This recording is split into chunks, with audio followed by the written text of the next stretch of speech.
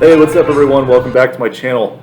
We're going to continue with our fantasy football projections for every team in the NFL. We are going to now move to the Buffalo Bills.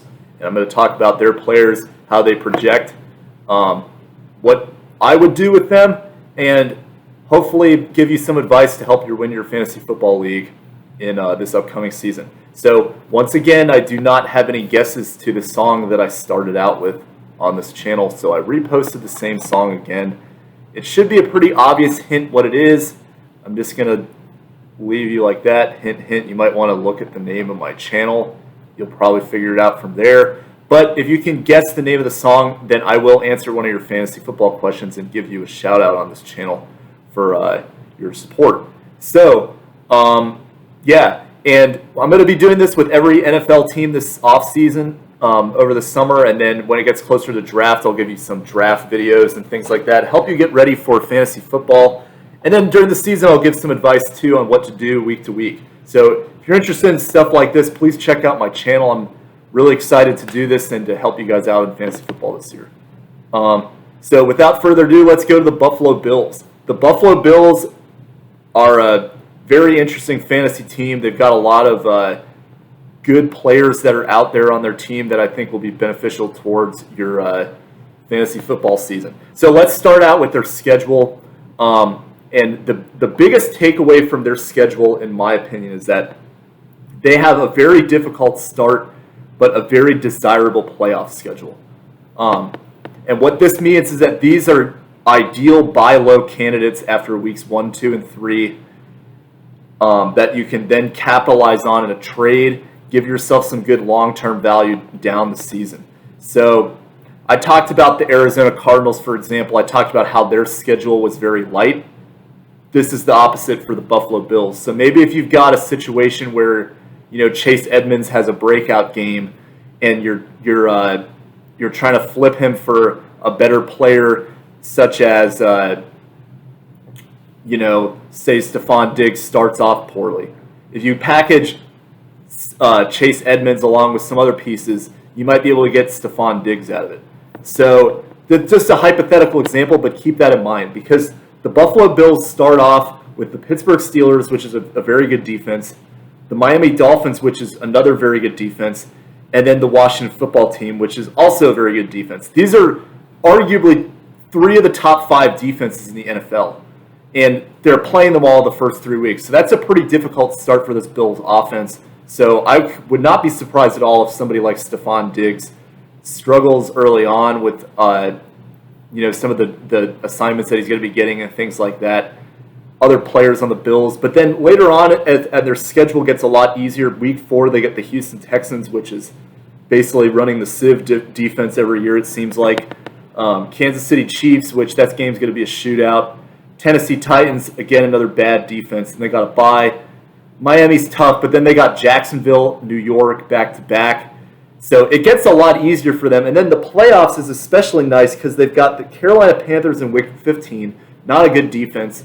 Week 16, they've got New England, which that's a good defense, but I don't think they're anything stand out compared to what they were a few years ago. And then week 17, they've got the Atlanta Falcons, which is another team with a very porous defense that Josh Allen should be able to exploit pretty easily. So my takeaway is that, as I mentioned, buy these guys low after weeks 1, 2, and 3. That's going to be my projection for the Buffalo Bills.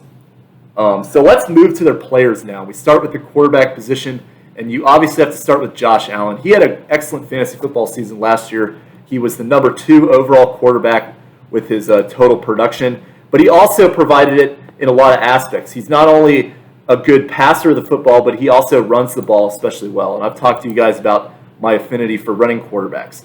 So Josh Allen had a total of 4,544 passing yards with 37 touchdowns. He did have 10 interceptions, but again, when you're rushing for 420 yards in the season with 8 touchdowns, the running value that you're getting is offsetting the production or the interceptions when you have a good running floor. So that's why you want guys like Josh Allen on your team. I'm a big fan of getting him in the draft. The only thing is that he's probably going to go relatively high, and you're going to have to cost yourself some positions.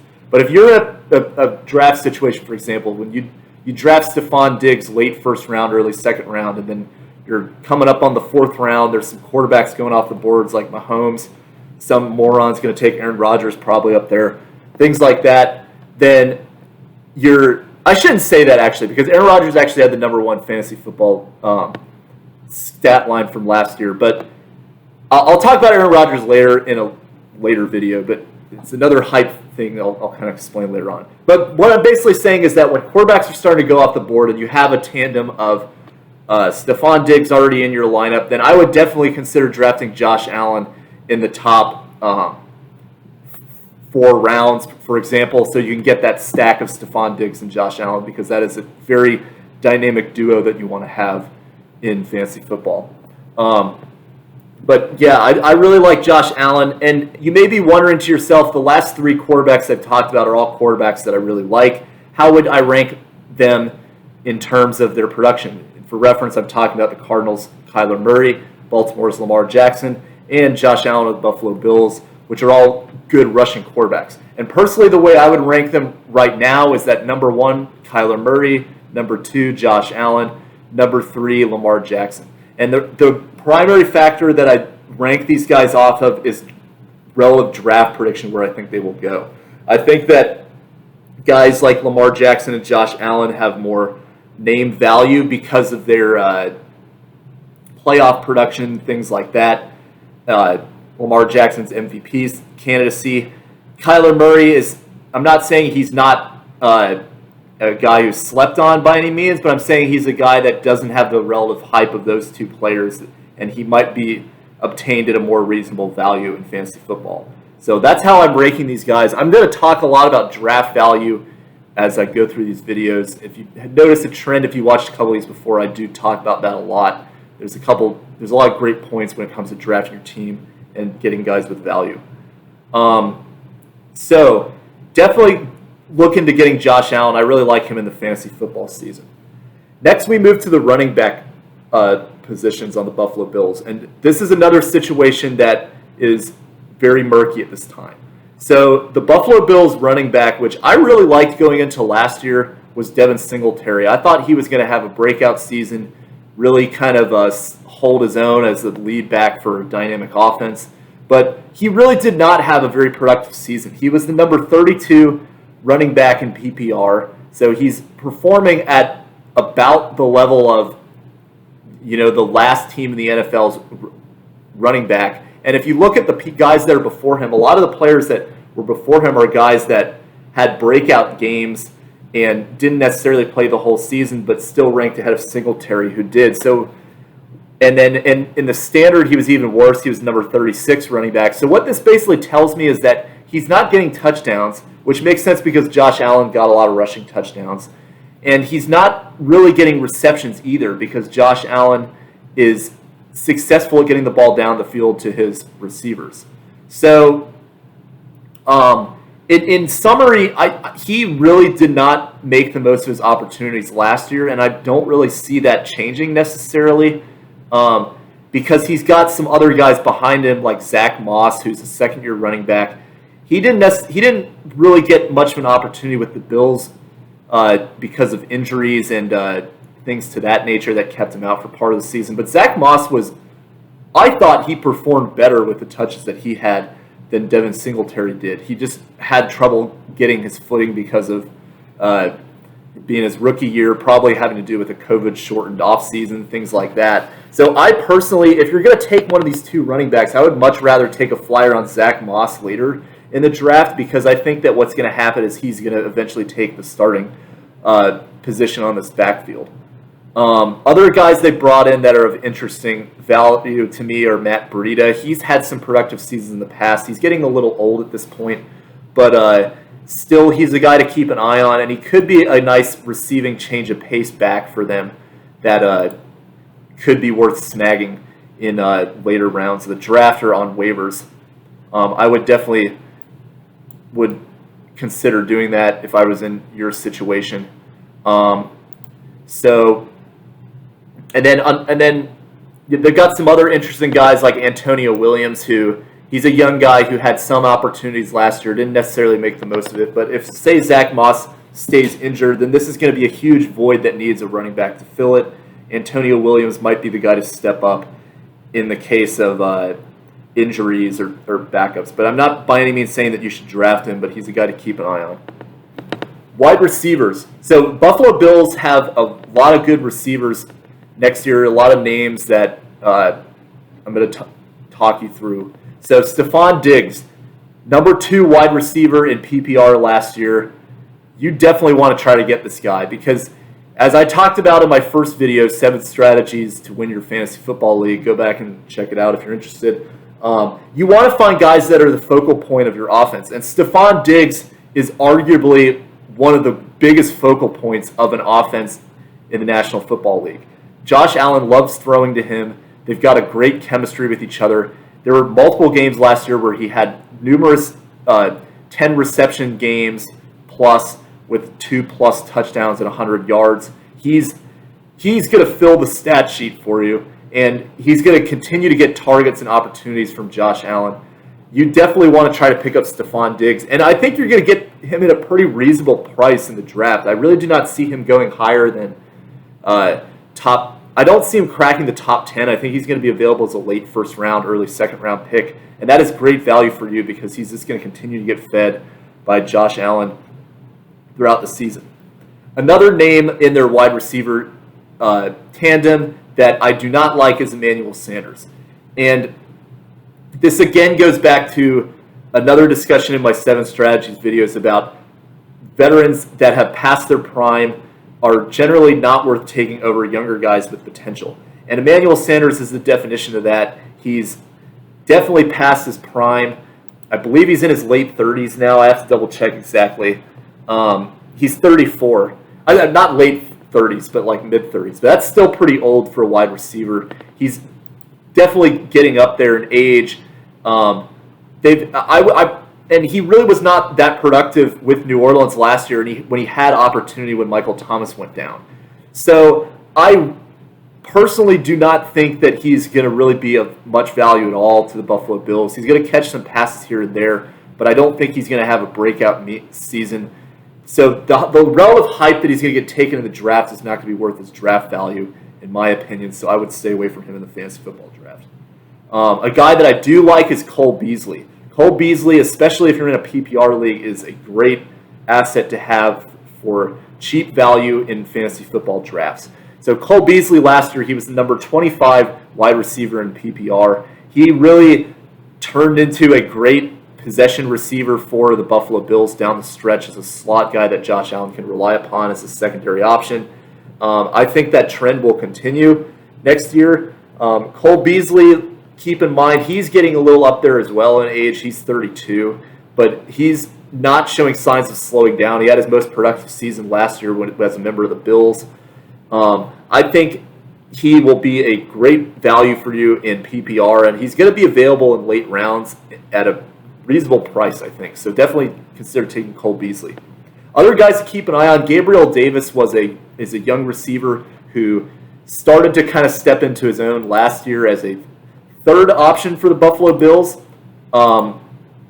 Take a look at his stats last year. He had 35 receptions on 62 targets, which led the team, which was third on the team in number of targets received. He had 7 touchdowns. So, and he's kind of that deep threat guy. He averaged 17 yards of reception. So if you're looking for a guy who could give you some home run value in games, he's a good guy to look out for. Other players that are interesting to me are Marquez Stevenson, a rookie that they drafted just because of the potential in the offense that's going to give him the opportunity to be successful if he does well in the offseason and impresses the coaching staff. He could be a guy that kind of sneaks into the wide receiver picture as well as a guy that you could be streaming week to week. Tight ends for the Buffalo Bills, and this is a pretty brutal position for the Bills. I'm not going to lie. The Bills are not a passing tight end system. They revolve a lot around tight ends that block. Dawson, Knox, he ranked particularly poorly in fantasy football last year. Take a look at his stats. He only had 24 receptions 288 yards. He did have 3 touchdowns. So he's going to give you some productive games depending on the matchup and maybe be a DFS type option. But in terms of rostering him on a fantasy football league, I would personally avoid it because there's too much risk of him going up and down. And Josh Allen is not really at kind of the same situation with Devin Singletary and his touchdowns. In the red zone, he's looking to run. He's not looking to pass to a tight end. So that limits Dawson Knox's opportunities. I'll just stay away from him. He maybe could be a guy worth streaming, but I would not draft him at all. Jacob Hollister could potentially be a guy that could sneak into the picture because he had a productive past career the last few seasons with Seattle at times and ended up being their top tight end in certain games. Now that he's on the Buffalo Bills, maybe he could step up as the number 1 tight end because of that void that needs to be filled as a passing tight end in this system. But I would personally not draft him at all. I would just leave him on waivers, and he's maybe a guy to consider monitoring as the season goes on. Buffalo defense. Buffalo had a decent defense last year. They were the number 9 defense in fantasy football. My takeaway with them is that they're going to be good value for you if you can get them in later rounds of the draft. Preferably, I do not draft the defense until the second to last round. I think the Bills will probably be gone by that point, but depending on what the rest of your lineup looks like, they may be worth reaching a little bit for because they were a very productive defense, especially down the stretch for them. And then for the kickers, so I talked about guys like Justin Tucker that you don't want to draft in the last video because of the relative hype value that they have compared to their production. A guy that is very much the opposite of that, but was a very productive kicker last year is Tyler Bass. He's got quite a leg as well. He's had a lot of 50-plus yard kicks for the Bills. He was the number 4 kicker in fantasy football, and again, a guy that for the most part was not drafted because for a lot of the season, people didn't even know if he was going to be the starting kicker. That was when they still had Steven Hauschka at the time. So Tyler Bass he gives you decent value. So and I would not be surprised at all if he's available in the last round of the fantasy football draft. It's going to be interesting to see where guys like him go because the offense is very productive, but he's a relatively unknown kicker. But if you can get him in the 7th round, or excuse me, the last round of the draft, I would definitely take advantage of that. I project that he will be a good kicker for the Buffalo Bills this season. So that's all I got for the Buffalo Bills. If you're interested in more videos like this, please like, comment, and subscribe to my channel. I also make a lot of other videos as well. I do song reactions. I make song covers. The last song I did was a Alice in Chains cover a couple weeks ago.